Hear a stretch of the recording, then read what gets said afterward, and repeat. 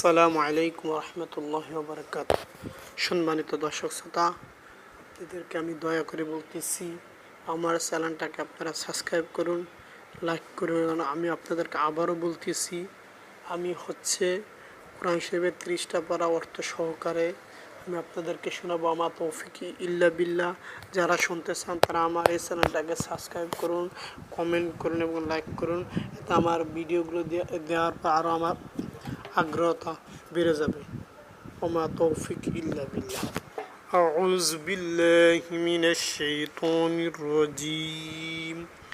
বিসমিল্লাহির রহমানির রহিম। يا أيها الذين آمنوا كتب عليكم القصاص في القتلى الحر بالحر والعبد بالعبد والأنثى بالأنثى فمن عفي له من أخيه شيء فاتباع بالمعروف وأداء إليه بإحسان ذلك تخفيف من ربكم ورحمة فمن اعتدى بعد ذلك فله عذاب عظيم।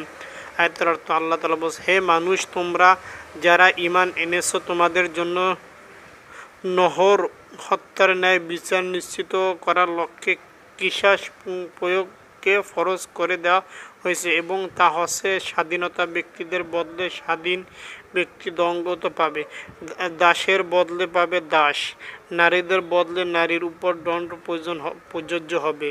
অবশ্যই যে হত্যাকারীকে যাকে হত্যা করা হয়েছে তার পরিবারের লোকেরা কিংবা তার ভাইয়ের পক্ষ থেকে ক্ষমা করে দেওয়া হয়, তার ক্ষেত্রে কোনো ন্যায়ানুগ পন্থা অনুসরণ করে তা নিষ্পন্ন করতে হবে। এটা তোমাদের মালিকের পক্ষ থেকে দ্বন্দ্ব শেষ করার একটা উপায় ও তার একটি অনুগ্রহ মাত্র। এরপর যদি কেউ বাড়াবাড়ি করে তাহলে তার জন্য কঠোর শাস্তি রয়েছে। আয়াতের উপর আমাদের সবাইকে আমল করা তৌফিক দান করে আমিন। আসসালামু আলাইকুম রহমতুল্লাহি ওয়া বারাকাতুহু।